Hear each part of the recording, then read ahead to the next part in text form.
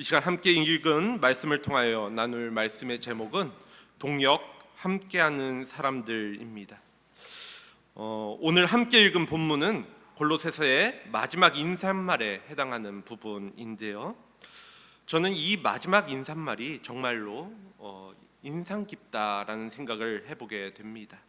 잘 아시는 것처럼 바울은 이방인의 사도로서 대단한 사역자였지요.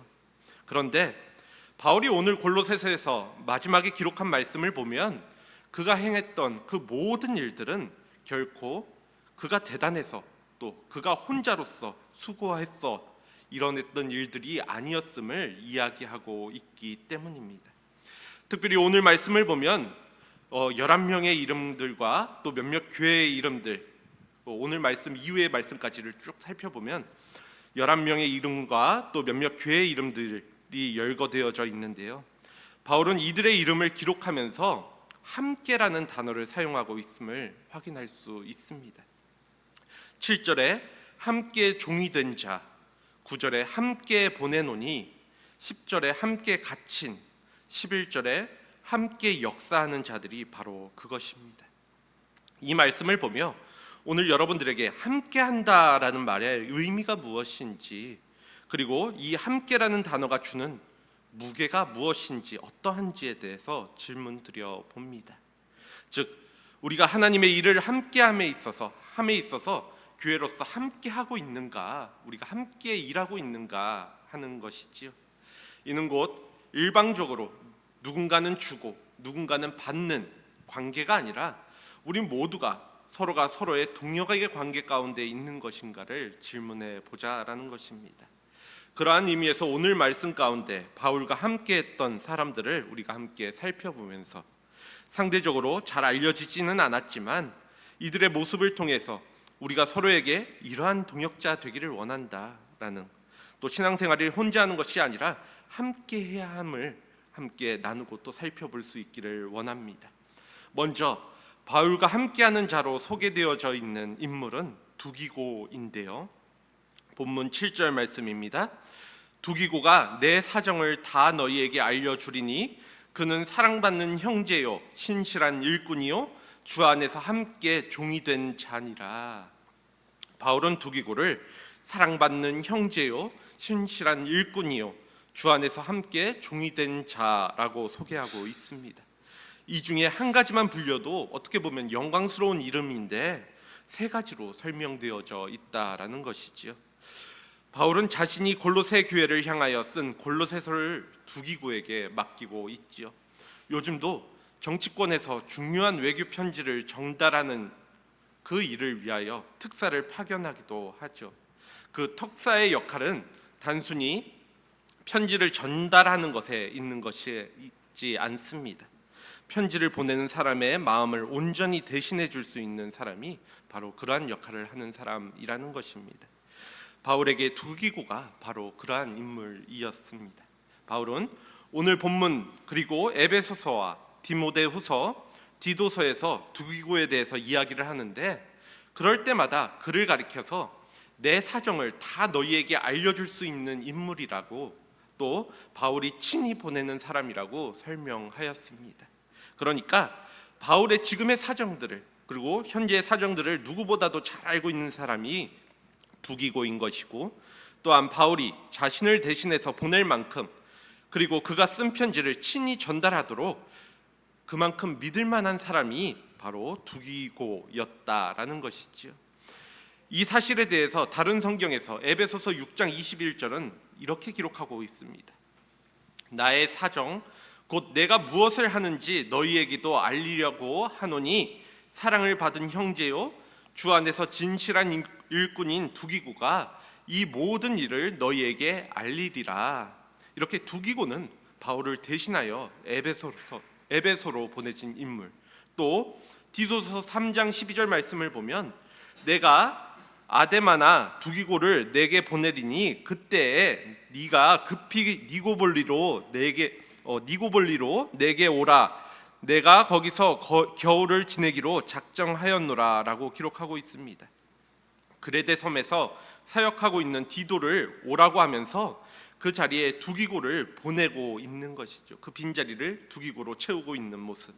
또 디모데후서 4장 12절 말씀을 보면 바울이 로마에 두 번째 투옥되었을 때 다시 한번 바울은 에베소에 두기고를 보냅니다.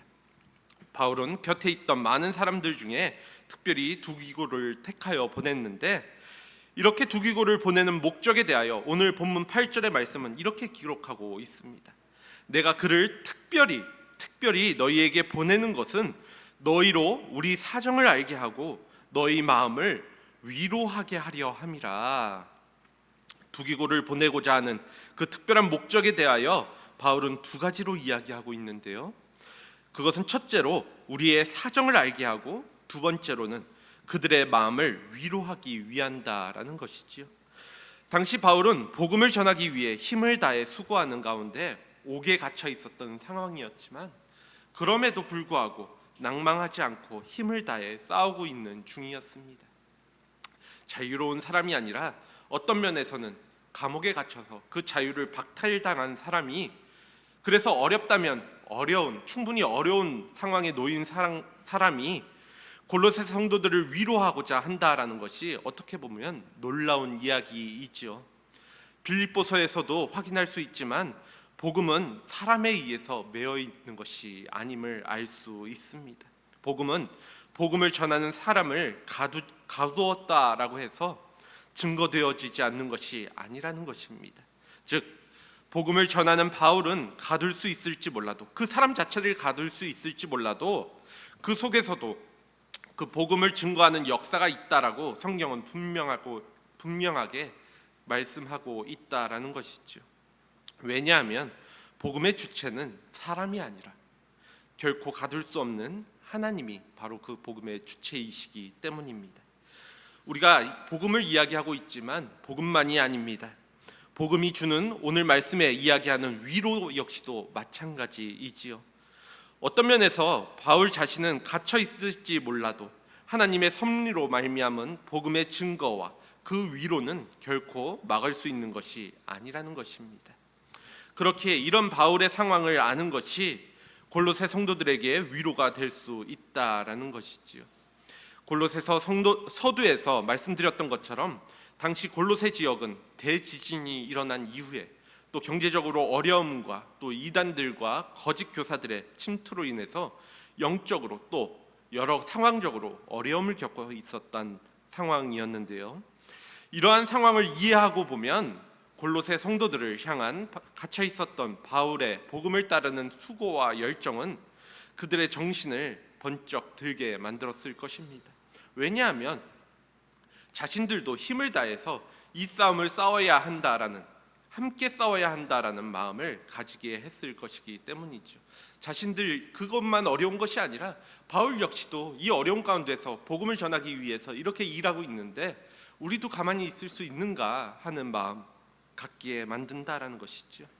오늘 여러분들에게 바울과 두기고처럼 내 사정을 온전히 대신 전해줄 그러한 분들이 교회 가운데 있는지, 또 서로의 마음을 깊이 헤아릴 만큼 그렇게 깊은 교제를 나누고 있는 이들이 있는지 질문드려 봅니다. 물론 하루아침에 이러한 관계가 형성될 수 없다라는 것 잘 알고 있죠. 그렇다고 오랜 시간이 지난다고 해서 저절로 우리가 같은 공간에 있다라고 해서 일주일에 한 번, 일주일에 두 번 같은 공간 안에 있다라고 해서 절대로 이러한 관계로 우리가 만들어질 수는 없습니다. 그렇게 서로를 신뢰하며 마음의 고민도 또 생각도 함께 나누어 갈 수 있어야 합니다. 즉 그리스도의 몸된 교회로서 지체는 서로가 돌아보는 일에 함께 해야 한다라는 것이죠. 특별히 어려운 가운데 있는 성도들이 있다라고 한다면 그들에게 더 많은 관심을 가질 수 있어야 합니다. 왜냐하면 하나님께서는 그 일을 기뻐하시기 때문이지. 구약의 선지서를 보면 하나님께서 책망하시는 것 그 가운데 한 가지가 과부와 고아를 돌보지 않았다라는 말씀입니다. 돌아보기는커녕 그들에게 있는 것을 더 착취한 것에 대해서 하나님께서 진노하셨다라고 말씀은 기록하고 있지요. 이러한 말씀이 어떤 어떤 표현으로까지 있느냐 하면 마태복음 25장을 보면 줄일 때 먹을 것을 주고 목마를 때 마시게 하고 또 나그네 되었을 때 영접한 자를 하나님 나라를 상속하게 되는 것으로도 표현하고 있을 정도로 하나님께서는 어려운 사람들을 또 어려운 이웃들 또 내 주변에 있는 또 같은 성도 안에서도 그것을 모르는 채 하지 않는 것을 굉장히 놀라운 일로 또 귀한 일로 표현하고 있다라는 것입니다. 일전에도 살펴보았지만 단지 사람에게 하는 모습이지만 그 모든 일을 죽게 하듯 해야 한다라는 그러한 내용으로서 표현하고 있다라는 것이죠. 소개하고 있다라는 것입니다. 또한 연약한 자들을 돌아볼 때 죽게 하듯 하는 마음으로 돌아보는 것에 대해서 하나님 나라를 잃지 않는 것으로 말씀하고 있기도 합니다. 이는 곧 연약한 자를 돌아보는 것이 교회로서 또 그리스도인으로서 합당한 열매라는 사실이고, 특히 믿는 자들 안에서 그렇게 하는 것은 교회를 세우는 일로서 굉장히 중요한 일이라고 말씀하고 있는 것이지요. 때문에 모든 성도는 서로가 서로를 돌아보되 특히 어려운 가운데 있는 성도들에 대하여 더 많은 관심을 가져야 하는 것이 성도로서의 마땅한 일이라는 것입니다. 제가 경험했던 분들 중에 보면 과거에 교회 공동체에서 자신의 어려움을 마음을 열고 이야기했다가 괜시리 자신의 이야기가 오해를 사고 또 가십거리가 되는 것에 대해 그러한 경험을 하신 분들의 이야기를 들은 적이 있습니다. 그래서 자신은 그것이 상처가 되어서 그것이 아픔이 되어서 다른 사람들과 교회 내에서 자신의 이야기를 되도록이면 하지 않게 되었다라고 말씀하시는 분들 계시다라는 것이지요. 사실 교회를 보면 그러한 분들 생각보다 많이 계신데요. 그러한 부분에 있어서 사람들에 대하여 근거 없는 추측이나 상상의 나래를 펼치는 것은 자제할 수 있어야 하는 것이지요. 그러나 혹 그러한 일이 있더라도 마음 가운데 그러한 아픔이 있는 이야기들은 나누어 줄 수 있기를 바랍니다. 형식적이고 피상적인 이야기, 듣기 좋은 이야기들만 우리가 교제 가운데 하는 것이 아니라 마음을 열고 자신의 깊은 이야기를 할 수 있는 공동체가 되어야 한다라는 것입니다. 이야기를 듣는 사람 역시도 너무 쉽게 그 말하는 사람의 그 어려움에 대해서 반응해서는 안 됩니다.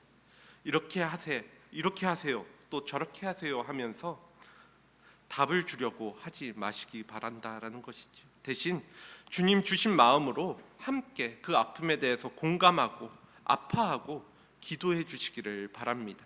그리고 주님의 말씀을 갖고 위로해 주시기를 바랍니다. 교회는 지체들 간에 이러한 관계로 이어져야 한다라는 것이죠. 사실 우리는 온전하지 못한 존재들입니다. 다 연약하고 부족하죠. 그래서 또 이 땅 가운데 한편으로는 그 연약한 존재들이 모여야 하는 필요한 부분들을 채워줘야 하는 함께하는 사람들이 필요합니다.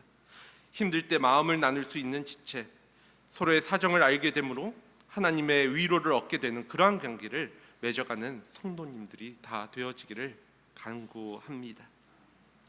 바울이 두 번째로 소개하는 인물은 오네시모인데요. 본문 9절 말씀입니다.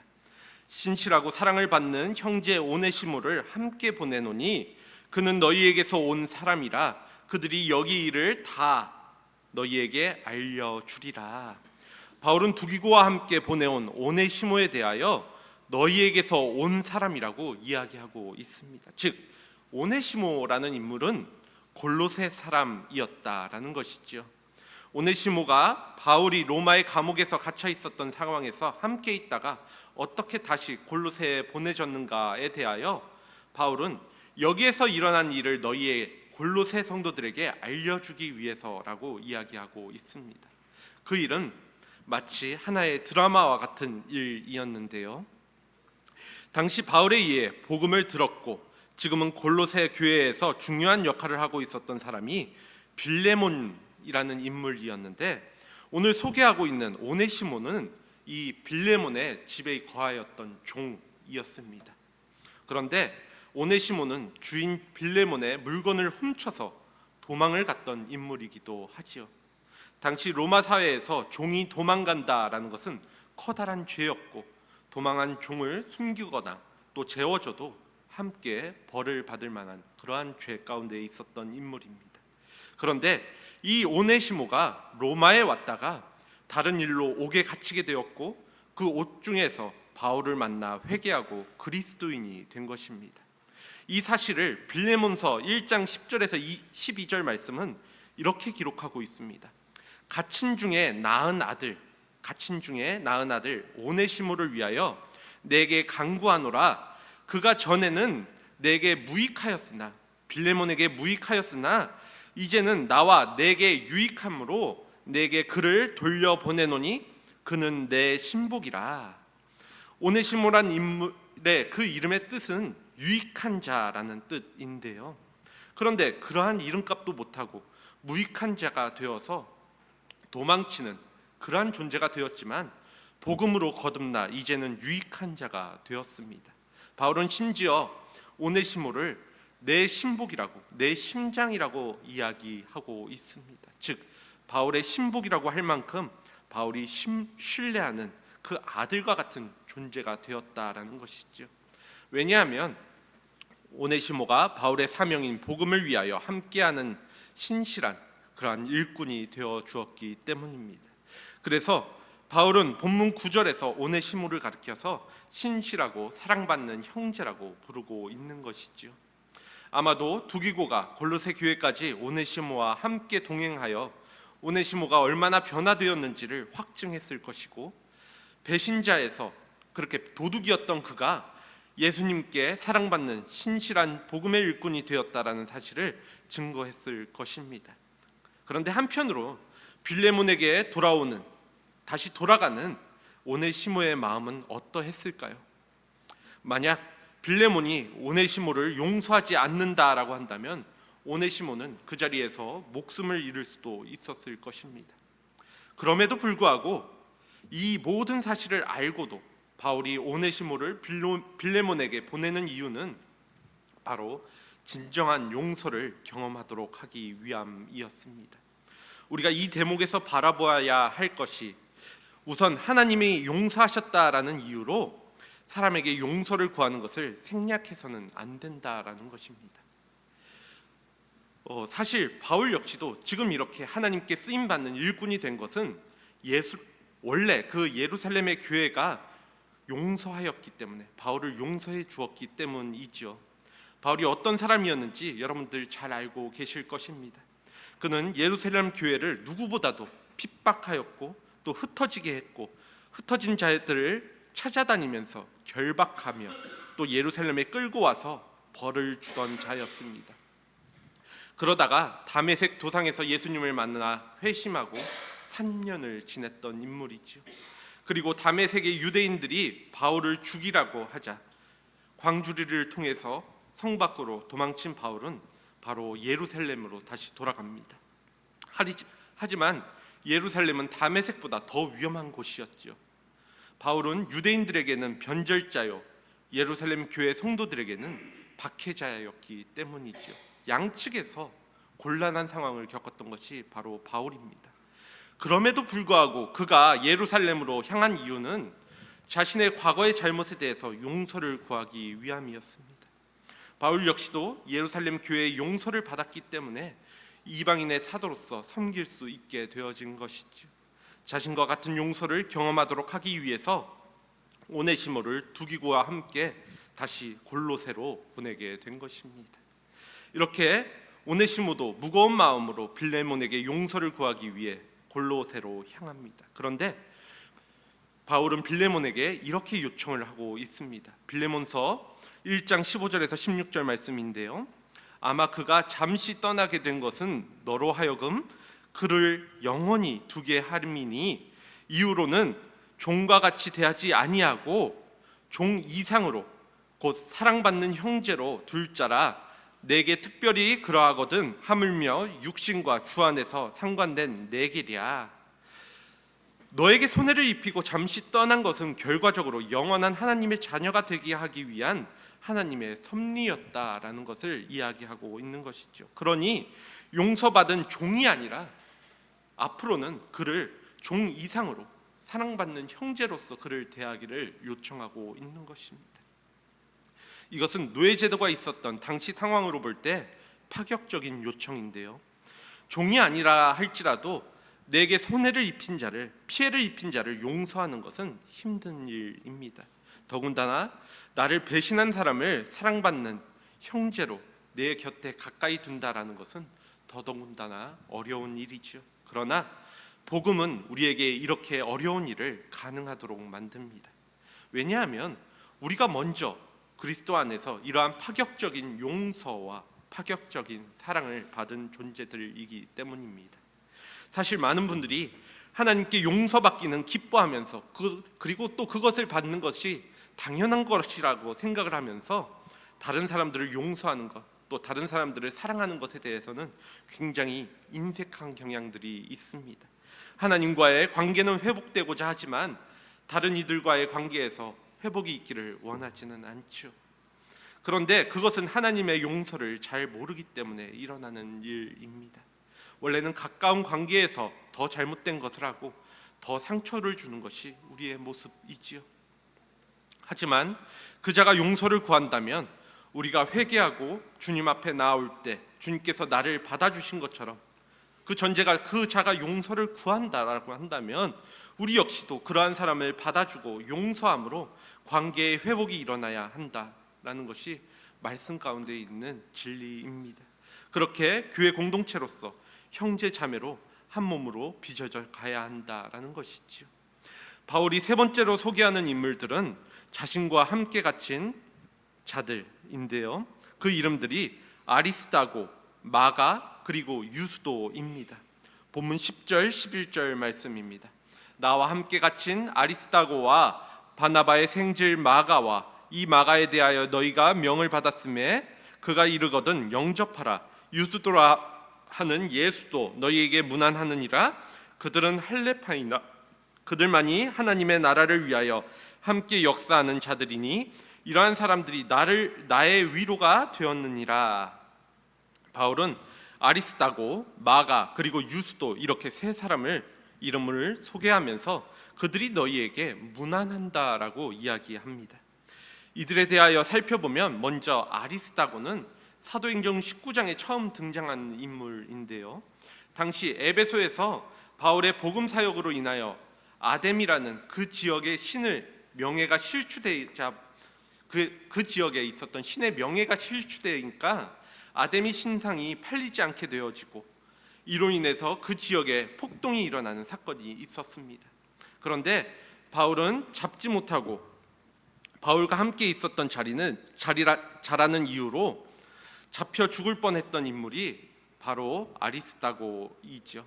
그러니까 그 지역에서 바울이 떠나자마자 그 지역에 남아 있어서 바울과 함께 있었던 자라는 이유로 바로 잡혀서 또 죽을 뻔했던 인물, 그 인물이 아리스다고라고 소개하고 있다라는 것입니다. 그런데 그 이후에 예루살렘에 구제 헌금을 전달하게 될 때 데살로니가 교회를 대표해서 함께 동행했고 바울이 죄수의 몸으로 로마에 압송되었을 때 함께 동행했던 인물이 이 아리스다고라는 인물입니다. 즉 바울이 어려움을 겪을 때마다 늘 곁에 있었던, 함께 그 자리를 채웠던 인물이 아리스다고였다라는 것이지요. 우리가 흔히 말하기를 영광 받을 때에는 주변에 사람들이 많지만 고난 받을 때는 주변에 사람들이 없다라는 말을 많이 합니다.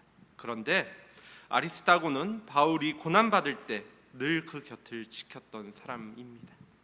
그렇게 그는 복음이 예루살렘에서 시작하여 로마까지 전달되는 하나님 나라 사역에 있어서 바울과 늘 함께하였던 일꾼이었다라는 것이지요.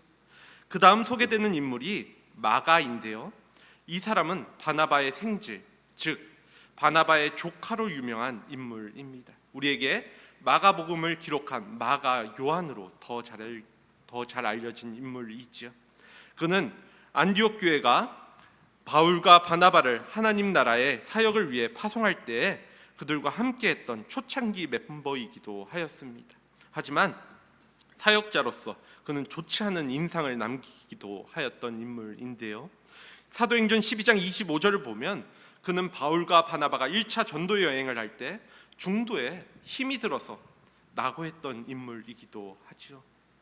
그 일로 인하여서 1차 전도 여행이 마쳐지고 2차 전도 여행을 할 당시에 바울은 마가는 더 이상 같이 데려갈 수 없다라고 하였고, 바나바는 그래도 데려가자, 함께 하자라고 해서 두 사람을 다투어 갈라서게 했던 원인이 되기도 하였습니다. 하지만 약 10년 후에 바울은 자기들을 떠나 함께 일하러 가지 아니한 자를 데리고 가는 것이 옳지 않다라고 비판했던 마가를 향하여서 그 마가를 하나님 나라를 위해 함께 역사하는 자라고 오늘 소개하고 있습니다. 마가는 한 번의 실패로 사역을 포기하지 않고 다시 회복되어 신실한 일꾼으로 일하고 있었던 것이지요. 그리고 그 마가가 지금은 바울과 함께 옥에 갇힌 자가 되었습니다. 이것은 그에게 얼마나 많은 변화가 있었는지를 가리킵니다. 그래서 바울은 마가의 과거를, 그 과거의 모습만 기억하며 멀리하지 말라고, 그를 영접하고 그를 받아주라고, 그를 권면하고 있는 것이지요. 빌레몬서를 보면 마가를 나의 동역자라고 부르고 있는데요. 또한 후에 자신이 감옥에서 순교를 앞두고 있을 때 디모데에게 부탁하여 마가를 데리고 오라라고 요청하였습니다. 왜냐하면 그가 나의 일에 유익하다라고 생각했기 때문입니다. 한때 마가는 바울의 근심이자 실망거리였지만 지금 마가는 바울과 함께하며 그의 위로가 되어주고 있었다라는 것입니다. 이렇듯 우리는 사람의 과거를 한 모습만 바라보면서 낙인 찍어버려서는 안 됩니다. 떡잎만 봐도 안다 이렇게 단정지어 버리기보다는 그리스도 안에서 그가 어떠한 변화와 성장이 있을지 기대할 수 있어야 하고, 또 그것을 바라볼 수 있는 눈이 우리에게는 필요하다라는 것이지요. 함께 갇힌 자 중에 세 번째 인물은 유스도라 하는 예수인데요. 유스도는 의로운 인물이란, 의로운 사람이라는 의미로 유대인 중에 흔한 인물 이름이었습니다. 이러한 유스도에 대하여 오늘 본문인 골로새서 외에는 성경에 기록된 것이 없는 인물이기도 하지만, 비록 그는 알려진 바는 없지만 바울의 감금 생활을 도왔던 사람으로 알려져 있습니다. 사실 하나님 나라의 일꾼에는 이렇게 알려지지 않는 사람들, 특별히 성경에 기록되어 있지 않는 사람들이 훨씬 더 많이 있지요. 그러나 우리는 알지 못하지만 그 역사 속에서, 2000년이 넘는 역사 속에서 복음을 전하는 그 일에 함께 하였던 사람들, 성경에 기록되어 있지 않지만 우리는 알지 못하는 사람들, 하지만 하나님은 그 사람들의 이름들을 하나하나 다 알고 계십니다. 이렇게 바울이 소개하는 아리스타고, 마가, 그리고 유스도, 이들 세 사람의 공통점은 함께 갇힌 자였다라는 것인데요. 이것은 자발적으로 바울과 함께 하느라 갇혀 있는 상태였던 것이지요. 또한 이들은 모두 할례파였지만 하나님 나라의 복음을 위하여 함께 역사하는 자들이었습니다. 할례받은 유대인이었지만 이방인에게 복음을 전하기 위하여 함께 일하는 바울의 동역자였다라는 것입니다. 특별히 바울은 이들이 나의 위로가 되었다라고 이야기하고 있는데, 여기서 위로는 8절에서 너희 마음을 위로하게 하려 함이라 라고 했을 때 위로와는 다른 단어가 쓰여집니다. 즉 여기에서의 위로는 통증을 덜다, 즉 진통제와 같다라는 의미를 갖고 있습니다. 이들은 갇혀있는 바울의 고통을 잊게 해주는 기쁨의 존재들이었다라는 것이죠. 바울이 자신이 처한 상황이 힘듦에도 불구하고 복음의 길을 갈 수 있게 되는 것은 이렇게 함께 갇힌 이들이 있었기 때문입니다. 오늘 말씀을 정리합니다. 오늘 함께 살펴보았듯이 이방인들의 사도 바울은 결코 혼자 일한 것이 아니었습니다. 바울이 많은 이방 지역에 복음을 전하는 것은 현장에 있는 동역자들과 또 그들과 함께 했던, 이름도 알려지지 않았던 더 많은 사람들이 함께 이룬 일이었다라는 것이죠. 이러한 관점에서 여러분들은 오늘 우리 한사랑교회의 필요와 또 일들을 정말 내 일처럼 여기고 있는가 질문 드려 봅니다. 주님께서는 주님을 믿는 모든 사람들에게, 또 우리들에게 땅끝까지 이르러 복음을 전하라라는 가장 큰 사명을 주셨음을 잘 알고 계실 것입니다. 이는 이 땅의 교회의 목적과 존재의 이유이기도 하지요. 그렇기에 이 사명은 교회가, 즉 우리 모두가 순종해야 할 명령입니다. 물론 이 명령은 결코 혼자서 수행할 수 있는 일이 아니기에 누군가는 전략을 세우고 또 누군가는 훈련을 시키고 누군가는 직접 나아가고 누군가는 재정과 기도로 또 누군가는 예배로 함께 해야 합니다. 단순히 교회는 목회자가 일하고 또는 목회자가 제공하는 예배의 서비스를 이용하는 곳이 아니라 우리 모두가 한 사람 한 사람이 각자의 사명에 따라서 함께 해야 하는 공동체라는 것입니다. 그래서 저는 개인적으로 교회 일을 하면서 또 복음을 전하는 일을 하면서 동역한다 또는 함께한다라는 표현 대신에 돕는다라는 표현을 쓰는 것을 별로 좋아하지 않습니다. 왜냐하면 돕는다라는 말은 곧 내 일이 아니라는 의미이기 때문입니다. 내게 주어진 내 일을 하는데 돕는다라는 말을 하는 사람은 없다라는 것이죠. 내 일이 아니라고 생각을 하니까 그 일 내 일 아니라고 생각하는데 그 시간 내가 시간을 들여서 내 노동력을 들여서 무엇인가 한다라고 생각하기 때문에 돕는다라는 말을 우리는 쓰게 된다라는 것이죠. 교회의 모든 일이 내게 주어진 일이라고 생각할 수 있기를 원합니다. 그렇게 복음을 위해 함께 동역하는 관계가 되어지기를 요청드린다라는 것이죠. 어떻게 보면 이 교회 역시도 누군가는 이야기할 수 있습니다. 교회 작으니까 수고가 얼마 필요하지 않는 거 아니야? 하지만 그게 누군가 특별한 한 사람으로 인해서 이루어지는 것이 아님을 잘 알고 계실 것입니다. 저희 역시도 마찬가지죠.